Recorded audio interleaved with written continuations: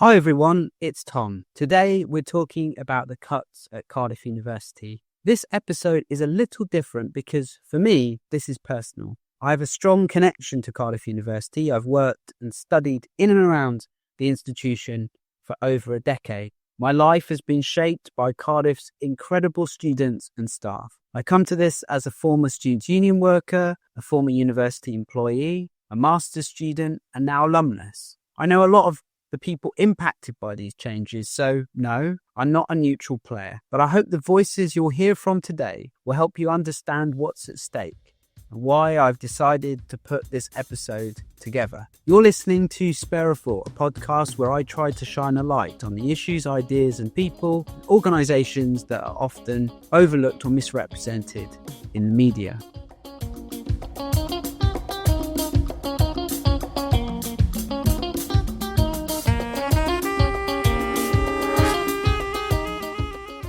Since recording interviews for this episode, there have been two major developments. First, members of the University and College Union at Cardiff University have overwhelmingly voted in favour of strike action. On a turnout of around 64%, 87% of members voted to strike. The UCU says this result reflects the strength of feeling across campus in response to the proposed cuts. And second, the university's announced plans to open a new campus in Kazakhstan.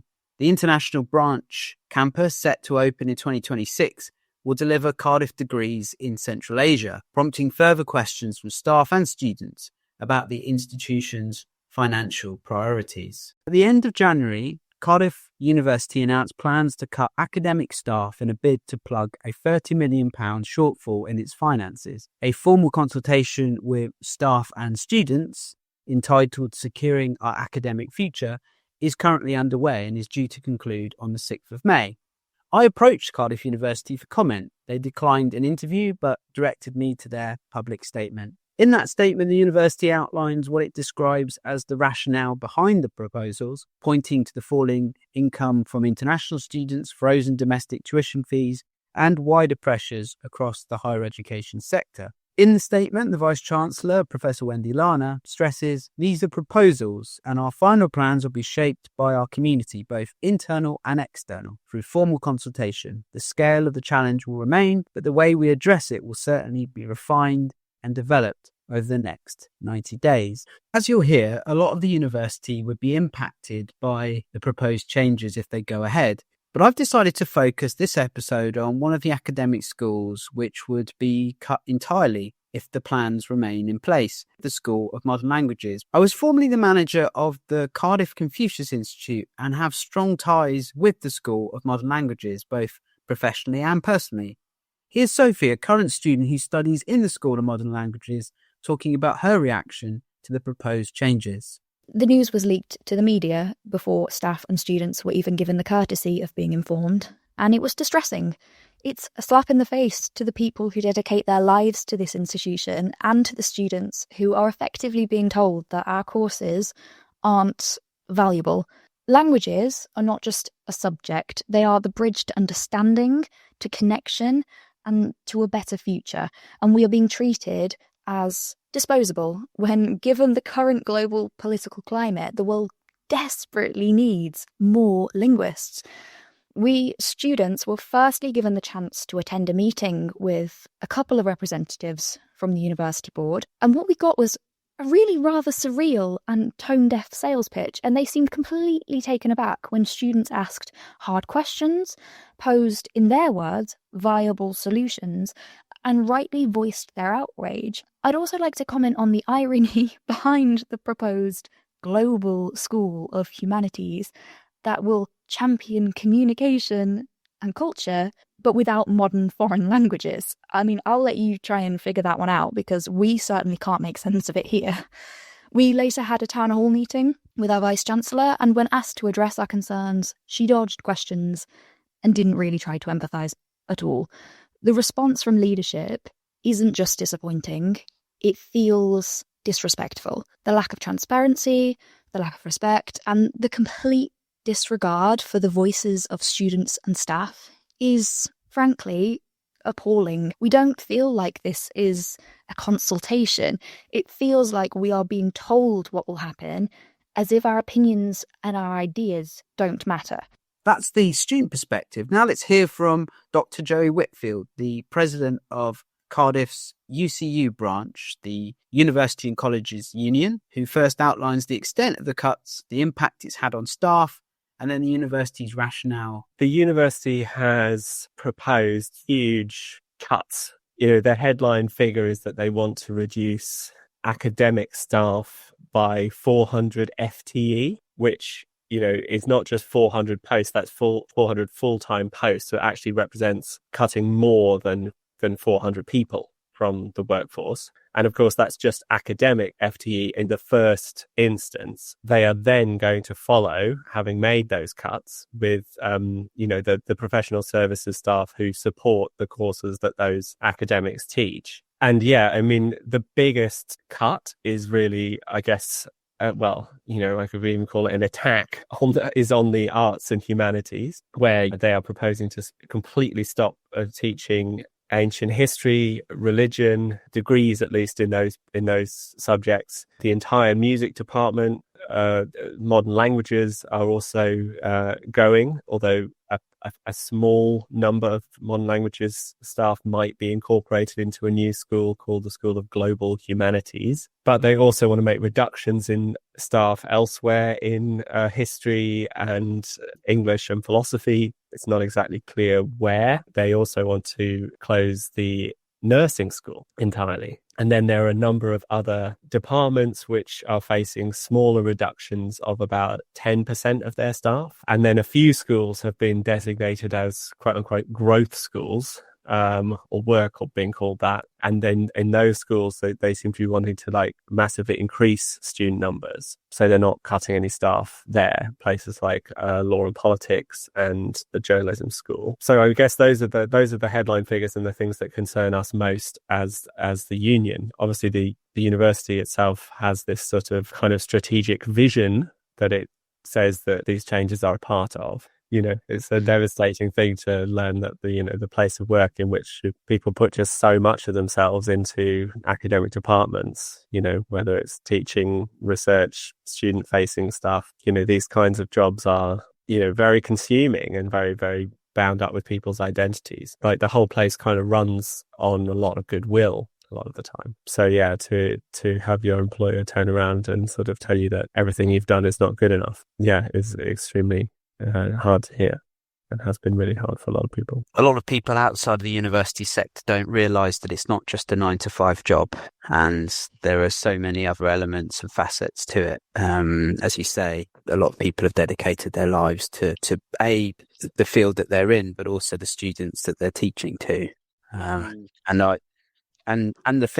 The thing for me is very confusing is the School of Modern Languages repeatedly gets very high satisfaction. So it's, the students are very happy with the teaching that they get and the experiences they get and the skills they get. Part of the strategic vision is to essentially try to make Cardiff University rise in the rankings globally. Because even though one of the reasons the university is facing financial problems is that it's put so many of its eggs into the international student basket, if you want to call it that, and now international student numbers are dropping. That they rather than sort of pivoting away from reliance on that, they are blaming that, I think, on a fall in the international rankings.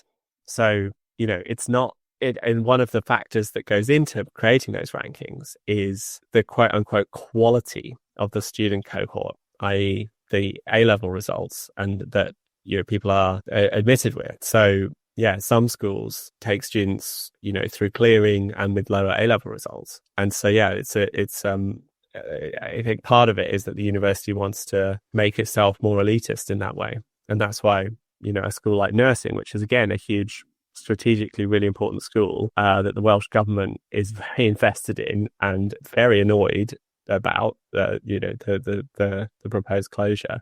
But nursing is, of course, traditionally, I guess, a more vocational subject that and has the lower grade requirements for entry, and also I mean, you say about elitist, nursing will have a lot of folks that have caring responsibility, they're from widening participation groups. I think that's one of the reasons the Welsh Government is so upset about these changes. It's not just the number of job losses, which obviously they are concerned about, but it's also the fact that, this is a sort of primarily a Welsh university that is supposed to serve the people of Wales and, was founded with these sort of progressive values that, for all the sloganising and the use of the term Cynefin, which is all over the rebrand of the university, this does not seem to be about fostering an environment that works for all the people of Wales in this university. Do you know how many students, estimated students, will be impacted by these changes? Well, no, I wouldn't be able to put a number on that. But I mean, if you think all the students in all the departments are being impacted, because the departments that are being hardest hit and that are being closed, the students are obviously going to be impacted by the despondency and, the fact that it's not going to be the same studying in a department that is sort of on its knees and being sort of forced into a kind of managed decline as it would be in a sort of thriving department with staff who are looking forward to their futures and sort of planning, to carry on in their careers with a sense of hope. So I would say, all the students in those departments are going to be impacted. But also, like, another of the factors that is being chased here is like a leveling of the staff-student ratio, an increase in the staff-student ratio. So it's thought that, a lot of departments are not efficient and not as profitable as they could be, or they don't create the surpluses that they could, rather, to use the university's preferred terminology, because they don't have, they have relatively small numbers of students relative to staff. Obviously, that's, traditionally that's been inevitable, like smaller subjects attract fewer students, and that's sort of, there are advantages and disadvantages to being in smaller departments. But in the sort of chasing of larger and larger surpluses and greater so-called efficiencies, the part of the strategic vision is basically to massively increase class sizes in the growth schools. And that is obviously one of the measures that has traditionally been worse for students, right? It's one of the things that actually brings universities down in a lot of the rankings, because the larger the class size, the less attention you get, the less, the more you're kind of reduced to a number. And arguably the worse the quality of the teaching actually is. So yeah, I think these changes will potentially impact every student that studies at Cardiff University, and that is sort of part of the plan. The reputation is at risk, yeah, and arguably it's already been quite damaged by these announcements. We are not against change in the sector. We do recognise that change is inevitable and needs to happen, and there's many changes that we've been pushing for a long time. So we're not just completely against change. We're not against negotiating in good faith. We're not against being consulted in good faith. But yeah, our red line has always been no compulsory redundancies. And we do not see how they can make 400 staff redundant and close the departments they want to close without those. And they have repeatedly refused to rule them out. That's our baseline. And if they could guarantee that, then, it would be a very, very different story. So we've heard a little bit from the student perspective and the UCU, the staff perspective. Let's hear now from Professor Dylan Jones-Evans. He's an academic, an entrepreneur and columnist. Why are universities having to cut staff? It'd be good to get like a brief overview of how we got to this point. It's an interesting way you framed that question, because you've said, why are universities having to cut staff? I don't think universities have to cut staff. I think the challenge is clearly the financial difficulties that universities find themselves in. There are different reasons for this. There's the wider context, as we see, in terms of, income for universities, which is both home fees and international fees. So the challenge with home fees, which provide the majority of the funding at the moment for universities, is that it was essentially frozen about 7 years ago at 9,250 or whatever it was. In Wales, it was slightly less at 9,000. And the problem with that, of course, is that would have been fine when inflation was at about 1-2%. But when obviously you had these inflationary pressures that came post-COVID, you were hitting inflation rates of 11%, energy costs were going up, and, universities are massive, large institutions that need a lot of heating and lighting.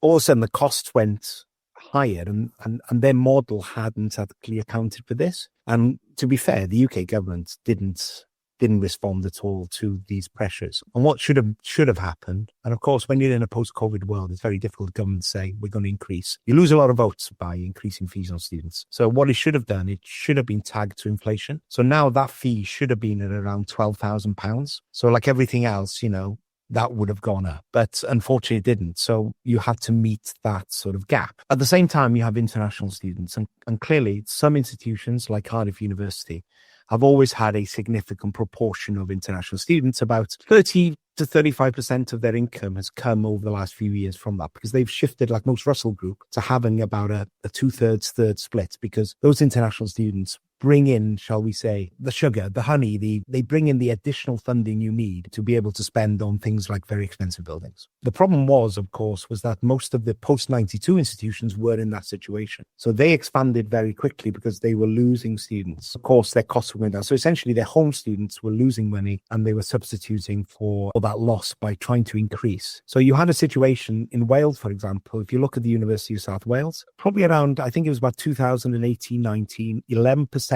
of their fees income came from international students. In 24, it was 38%. So you can see a massive shift in strategy in terms of their financial strategy, from having a relatively small proportion of international students to having a significant number of international students, and more importantly, income, which obviously, when the market fell, had an effect. So those are the two biggest issues, I think, is this. It's all about the income. It's all about the costs.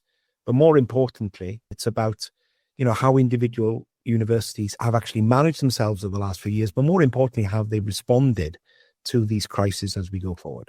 Could you make the distinction between what you mean by a Russell Group and what you mean by a post-92 institution? Yeah, so basically, obviously, what you have different types of universities. So the top universities are called a Russell Group universities, and Cardiff University is the only Welsh university that's part of it. They tend to be very research-orientated university.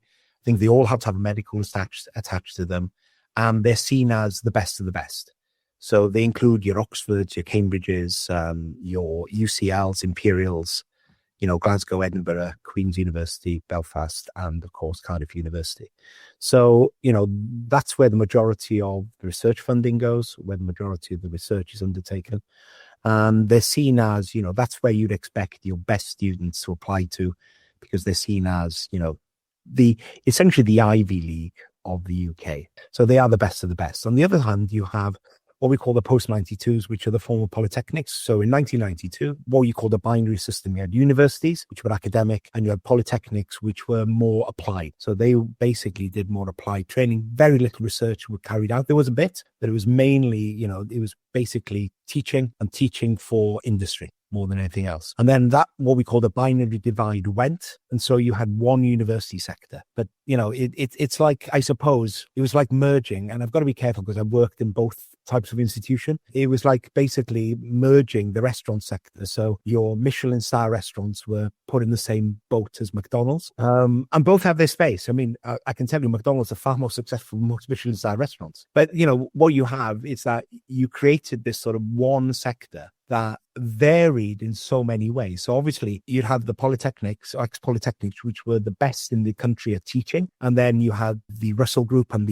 what we call the red brick, your old traditional universities that were best at doing research, and some were somewhere in the middle. So you have this variety of what they were doing. So what's happened is, most international students tended, particularly from China, were encouraged to go to the best universities. And that's why, initially, most of the international activity in the UK was in Russell Group universities. And then obviously what's happened is that the post-92s have realised, oh, hold on, there's a lot of money to be made from teaching international students. And there's been complaints from both students and potentially the sector and others that, the quality of the students potentially isn't at the same level as Russell Group. And so to an extent, if you're trying to do an MBA, a Master's Business Administration, an MBA, which is, a postgraduate qualification for in management of business, at somewhere like Cardiff University, you'd be paying £34,000 a year. At somewhere like the University of South Wales, you'd be paying £15,000 a year. So, it's like, I suppose, like you say, you go to a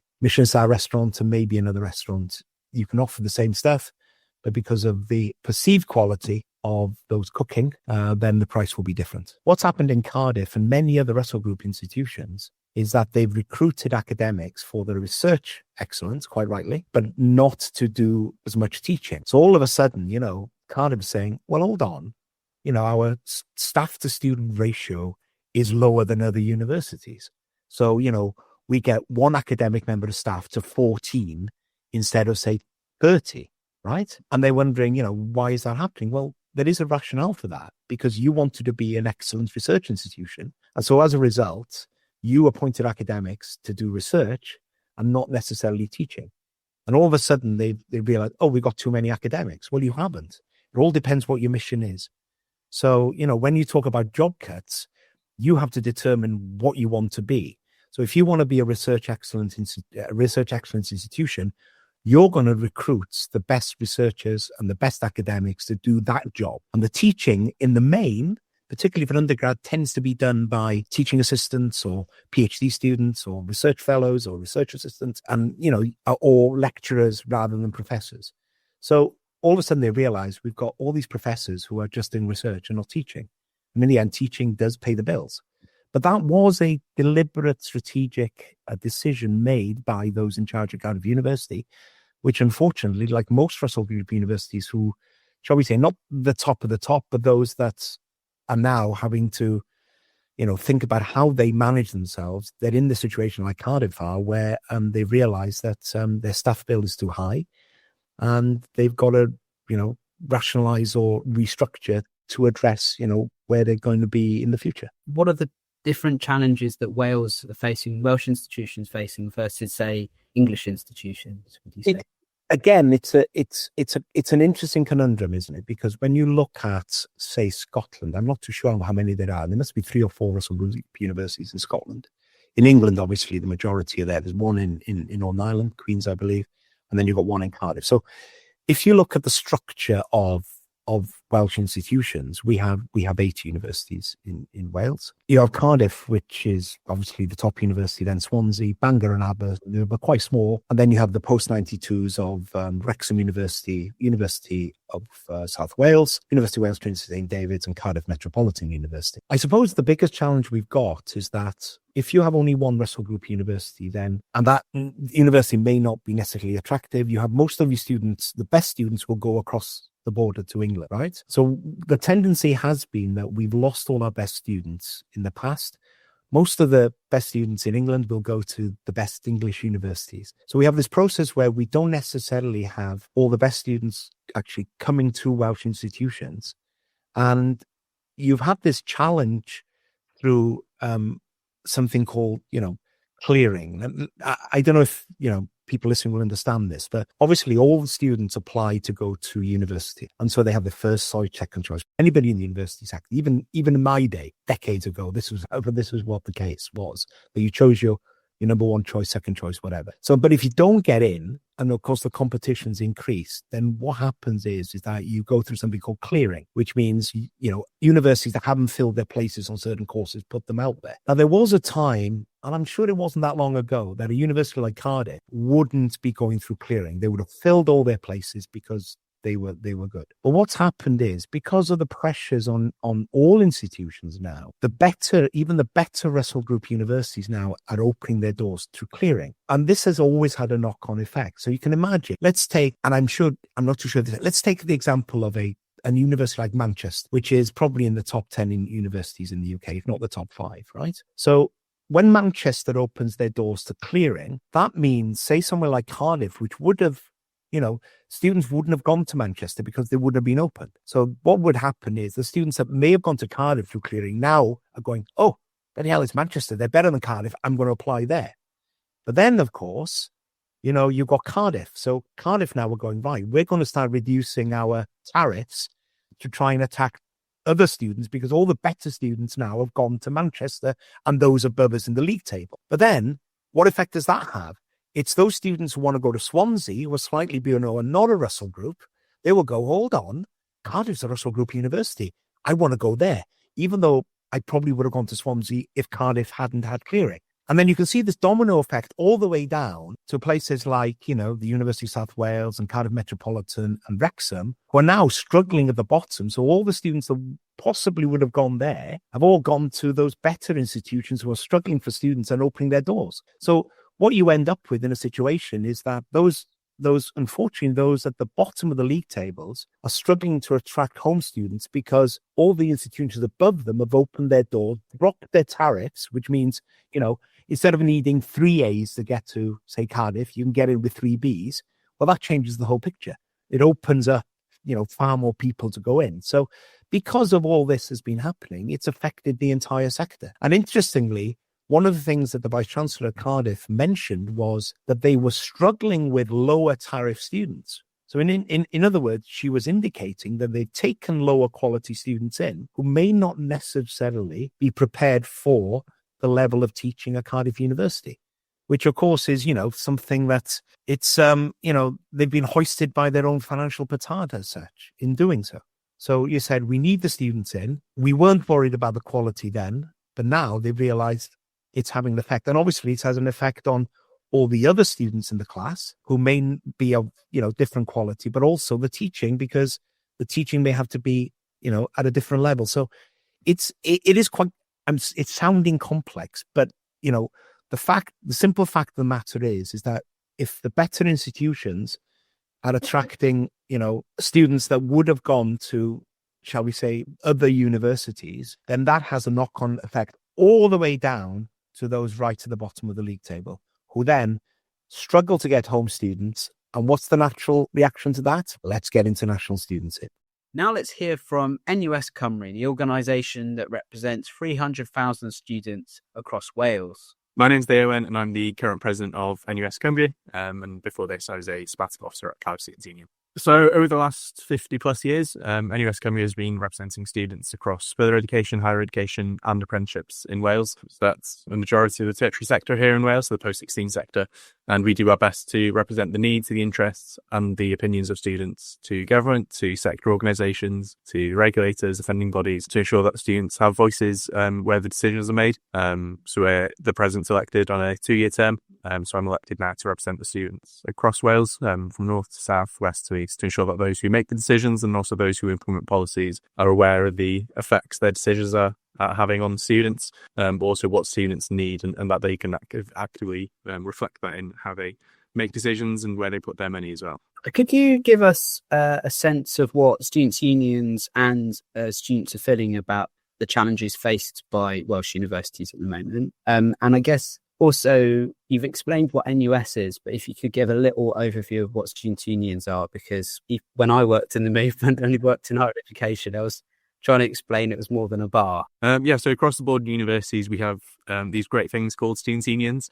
Of course, some of them have bars, but also more importantly, they're the voice of students within the institutions. They're an independent body run by students for students, which ensures that when universities are taking decisions, that you have a student in the room shouting for students. Student unions are facing tough financial situations, as universities are as well, across Wales at the moment. We're seeing it more difficult than ever to be able to fund our operations because of the financial situation of the HE sector. But student unions are key in getting that message across to both the university management teams, but also to the wider political spectrum of those decision makers. Without strong student unions, it's more difficult to make the case for the requirements students have. It's great to see so many good student unions in Wales. I work quite closely with many of them. It's great to see the work they do in both supporting students, advocating for students and providing so many opportunities. So when we do see things like this come through, proposed cuts in quite a few universities by now, the students' unions are a strong advocate for students' rights within those consultation periods, but also ensuring that students are aware of what's happening, that they can be that conduit of information to ensure that messages are getting across. Students and students' unions right now, I think, are feeling worried that the caution of what's happening, the uncertainty of what's going to happen next to my course, to my fellow students, to my lecturers, to my support staff.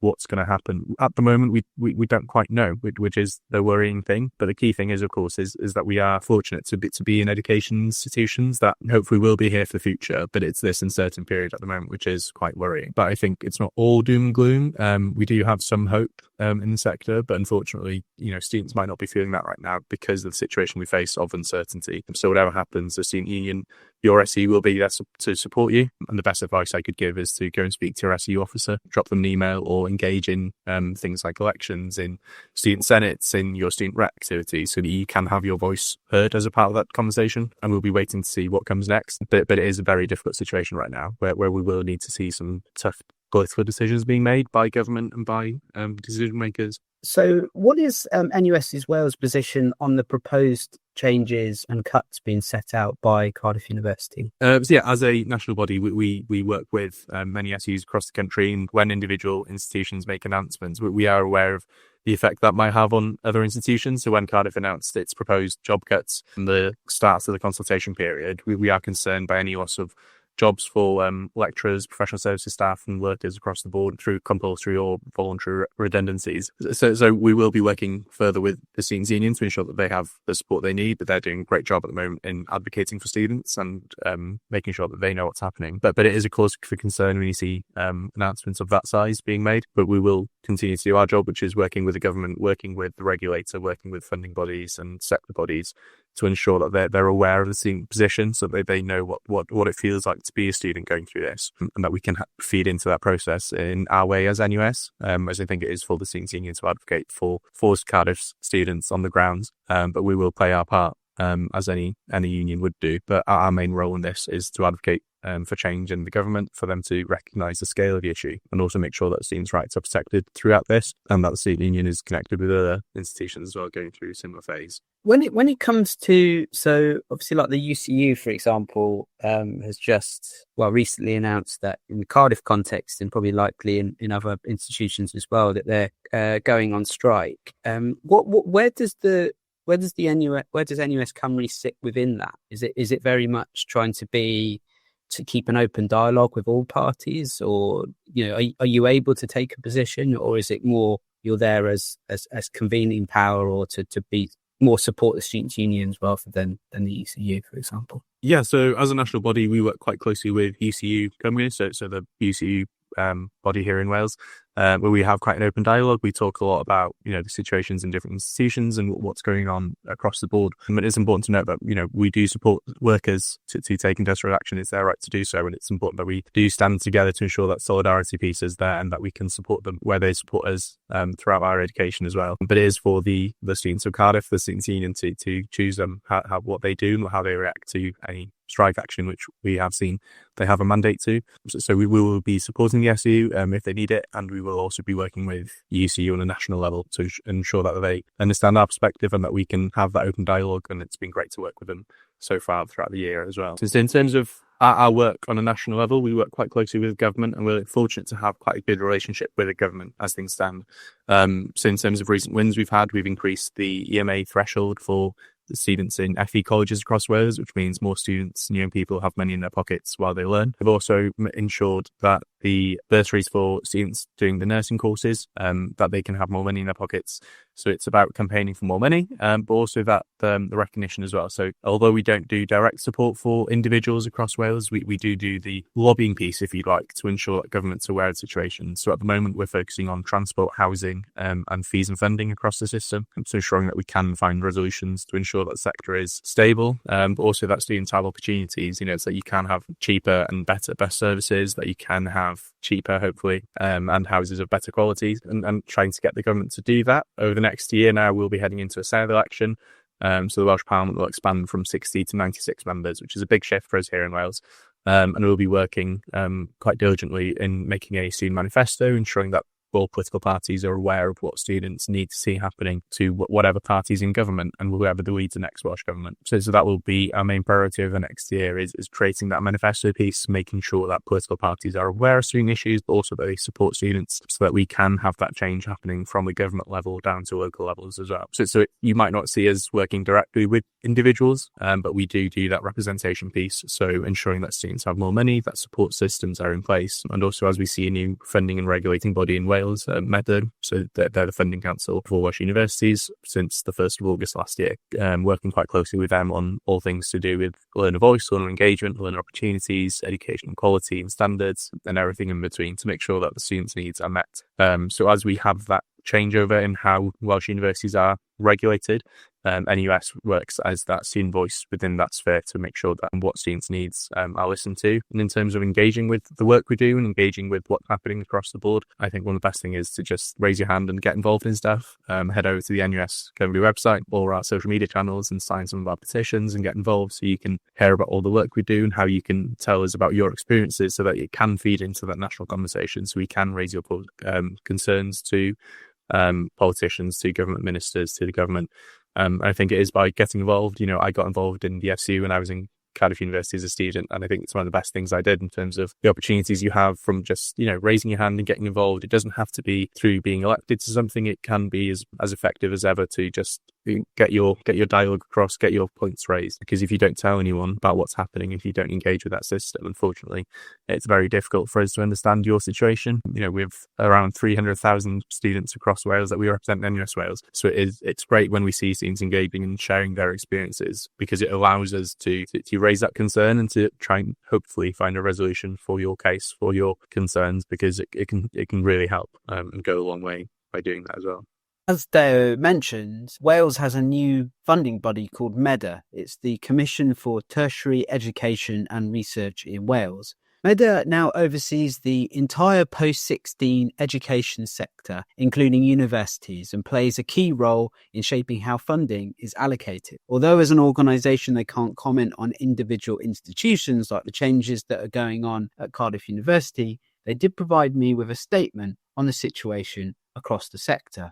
Universities across the UK are facing an exceptionally challenging financial period due to a range of factors, including increasing cost pressures and declining international student applications.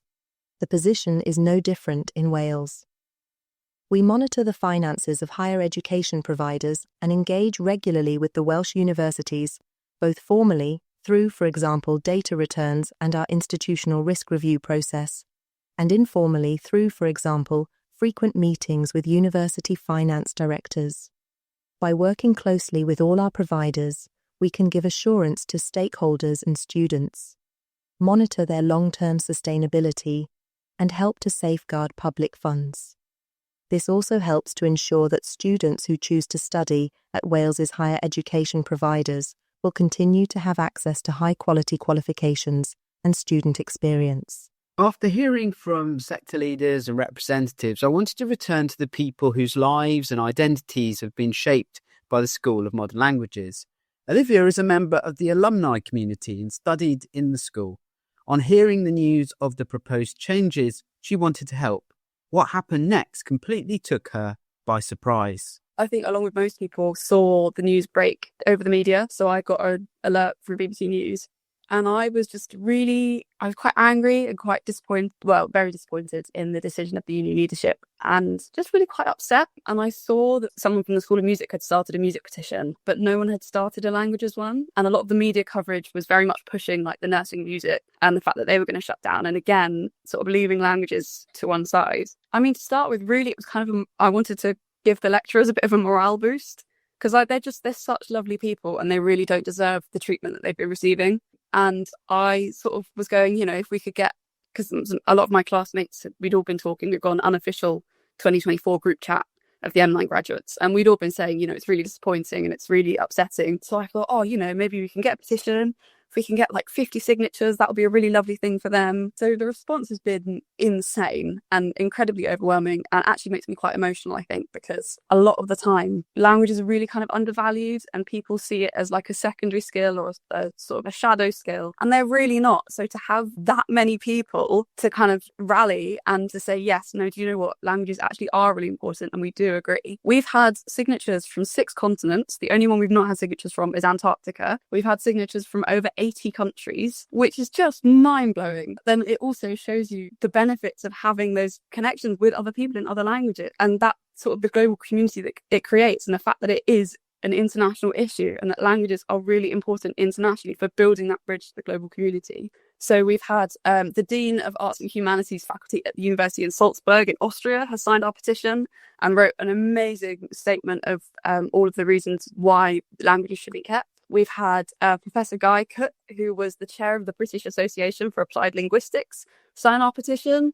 we've had authors, it's just been amazing. And the reasons that people have given for signing have just been so lovely and so energizing and really encouraging, because you've got the people that have signed a petition because their daughters, their sons study at Cardiff, the people who learn a language themselves and think it's really important. But then you also have the people who are saying, on the world stage, in terms of internationally, here are the benefits of studying languages. And I think to have that much passion come from so many people from literally every corner of the globe, 6 continents, that's crazy, all to say, no, do you know what, this is really important. Languages are really important. People who probably have never been to the uni, who don't have connections from the uni, have signed it because they agree with the principle of the fact that languages are so crucial and should not be removed from a curriculum, especially not in higher education, because there are already not enough chances, really. Then languages aren't pushed enough and they're always kind of sidelined for the STEM subjects. So to have that kind of support has just been incredible. And I think it's been really lovely to kind of really see the community that there is, because we talk a lot about how you can be a global citizen and there's a global community, and that for me has been that is a visual representation of the places that languages can get you and the connections that you can make just by having a language in your skill set. And just sort of thinking about the lecturers, one of the reasons I started it, because these are people, especially the people that are native Spanish speakers, they've moved their whole lives over to the UK because they love teaching, because they want to share their love of their language. And so the fact that they've been treated the way they have is just, I think it's incredibly disrespectful, and I think it's disappointing, especially coming from a bilingual university. Cardiff prides itself on being a bilingual institution, which just is completely at odds with its move to cut languages from the curriculum. You can't advocate for languages and also cut modern languages. It doesn't work. Part of starting the petition was because it actually has so many wide implications on the Welsh community, on internationally, and it kind of takes these opportunities away from these young people who want to get into languages, who are looking for those routes into other jobs and other sectors. So I think it's so important for so many reasons that sometimes people don't even think of. Just kind of looking at the updates, when we hit 100 signatures, I thought, oh my gosh, this is amazing.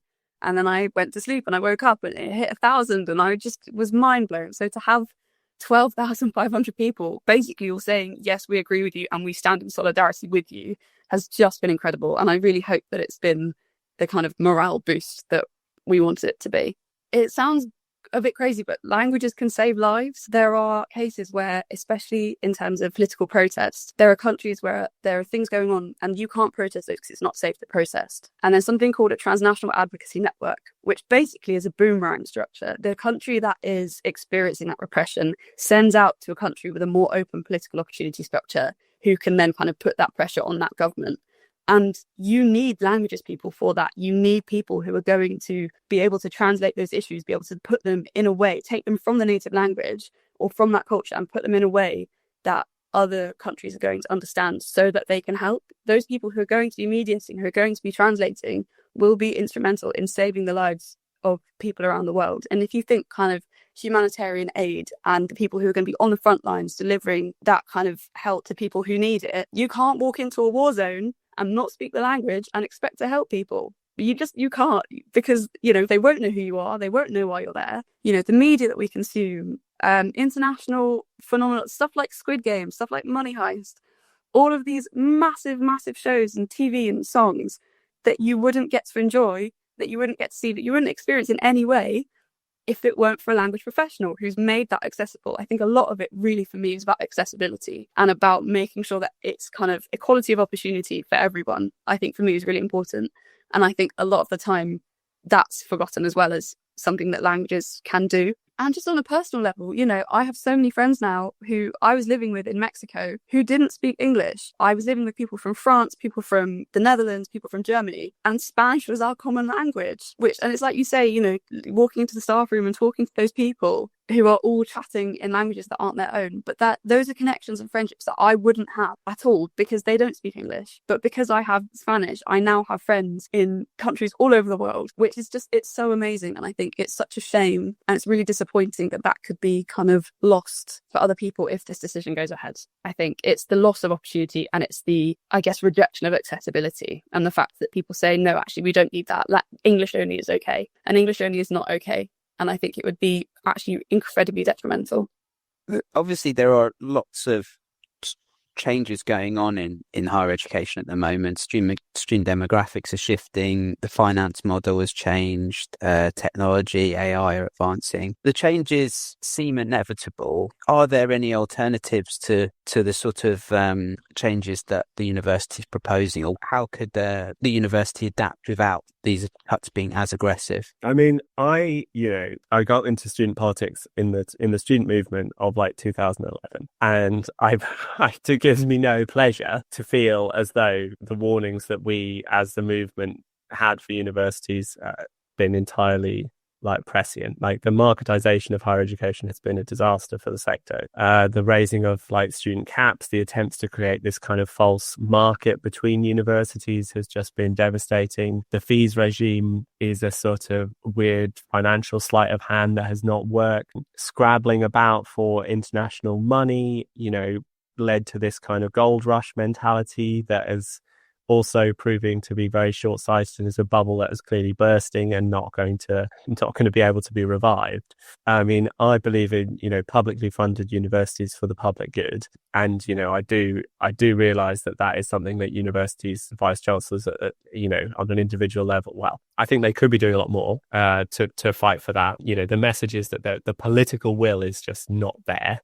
And all the major parties seem to be, Labour and Tories are sort of, Labour being even more disappointing than the Tories in some ways on this.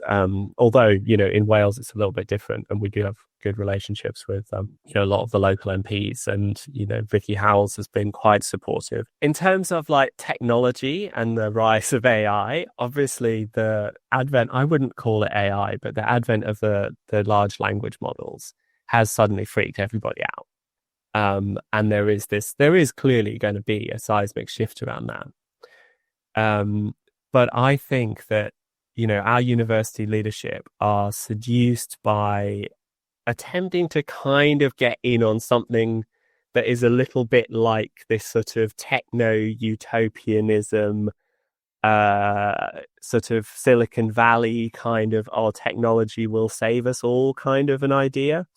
And, without wishing to be too dramatic about that, we're seeing how thin that really is, and how, it is dramatic, but like somebody like Elon Musk, who has flipped from being the sort of darling of some progressives and sort of believing technology into a sort of, basically techno-fascism. I'm obviously not accusing our leadership of that, but I do think that like this sort of belief that technology is the answer is just, it just needs to be thought about much more carefully than how they are doing it. And so, like, I think obviously my experience is around language teaching, where inevitably technology is having a huge impact. But I think it's very short-sighted to just give up on language teaching and throw everything out, right? It's sort of similar to what happened in COVID on a much smaller scale, right? So because of COVID, universities all suddenly rushed to do everything online. It was all about like recording lectures, putting everything online, technology. And some of them started sort of, literally planning for this to be like a model for the future and be like, oh, we can do this. So we don't need to have students like physically. We can just take their money wherever they are in the world. This is going to be great. Then, of course, they realized that was terrible, and the entire like market, the entire model of university education is actually based on being in the room with people in a city, in a campus. And otherwise people could just like watch YouTube and learn from there with videos of much higher production value, right? The product. And so they all backtracked massively on that. I'm like, oh no, you actually have to come back to the city where you are, and like you have to be present. Also because of course the economy depended on that. Like, not, so I just think it's really short-sighted. Like I do think obviously like large language models will shift, like the value of writing an essay is not going to be as valuable, right, anymore, because you can just press a button and have it kind of basically produce a first-class essay. But the thing is, in order to know whether that essay is good or not, you also have to have done a huge amount of like studying. Like I get students handing in clearly AI written things that are just appalling because they haven't understood the process enough. So, I mean, I think, and also like the data that it's trained on that still totally relies on human ingenuity and creativity, right? And I think, it's very quickly going to become obvious that in order to, like, the real value in education lies in that creativity and in that human connection and in what happens internal to people and how that can then come out again in ways that are used to improve future AIs and do other things. But it's just extremely short-sighted to think, because AI can do all this stuff that we don't need to do education anymore. It's revealing where the real value of education is, which for me has never actually been in like writing essays. I find academic writing to be quite a sort of mind-numbing task, like, and in language learning as well. Like, I welcome the day when it's no longer about sort of like grammatical correctness and not making mistakes. But I think where the value in language learning is going to be revealed to be, well, already is in how people's minds are changed by the process of learning languages, right? And that is about communication, about the growth of the brain itself, which will then, of course, does have like economic potential. The so-called student experience is primarily about being in the classroom with lecturers that know a lot, but it's also about like engaging in dialogue and sort of exercises and in experiential learning that really has nothing to do with AI except to maybe feed into it and make it a bit better somehow down the line. But I think that's what I believe anyway, although it's a sort of personal feeling about it. I get the same sense of what you said, really. And I've always believed that it's university experience is more than the shiny buildings that you're teaching in. It's more than necessarily the output. It's about the experience that you're having at the time, the exchange of ideas, and it's about contributing to a wider social good and getting people to critically think, which is essential in a time where so many other elements of education are being ripped apart. In the face of change, it's easy to lose sight of why people choose a university in the first place. So before we end, I want to return to Sophie. She told me why she chose Cardiff, and she has a message for the decision makers. I chose to study modern languages because it was a pathway that opens all kinds of doors. On our open days, I was inspired by Professor Kate Griffiths at school, who told us that everyone assumes that we'll be language teachers or interpreters, and that's it. But in reality, we will be the future of diplomacy. We'll be translators in medicine, in law, in embassies, in global businesses, in areas like engineering, IT, journalism. Every sector needs linguists, and that was really exciting to me. And it's this passion for our futures that staff instill in us, and it's their passion for sharing their languages and cultures that ultimately we are nurtured with. This is a call for respect, for transparency, and for the preservation of what truly matters in education. We students keep being told, it's okay, you will be fine because you're going to get to finish your degree, but it's not about me. Even though these cuts will inevitably impact my teaching, which is a whole other issue, our primary concern is for the future of our university and the future of education in Wales and the futures of those who make this place what it is. The staff who teach us day in, day out. That's our primary concern. Frankly, I think the board have forgotten what it's like to be in a classroom and whose hard work their institution is built on. My thanks to everyone who contributed to this episode, to Sophie, Dr. Joey Whitfield, Professor Dylan Jones-Evans, Deo, and Olivia. Of course, modern languages isn't the only department at Cardiff University at risk. Hundreds of academic posts and many roles within professional services are under threat. Thousands of jobs across the sector are on the line, and with them the UK's future in education, research and technological innovation. Universities can only do so much to balance the books. The bigger debate, the one we're not having, is this. What are universities in the UK for? What is their purpose? Who do they serve? Right now, too many institutions are being steered by analog ideas in a digital age. Blunt cuts and sweeping redundancies will only take them so far. Because universities are nothing without a plurality of thought. They are nothing without their students and their staff. Bigger, bolder thinking is needed, but in the meantime, perhaps leaders might reflect on the voices that you've all heard today. If you'd like to support the School of Modern Languages or find out more, there are links in the show notes. The title track for this show is Young Shall Grow by Afro Cluster, Magugu and Asher Jane. This episode was researched, written and edited by me, Tom Spare. Spare of Thought is a Be the Change Media Network production. Thanks for listening. Whether you like them or not, young shall grow. Better fill them with love. Them to know. In this life you don't give up.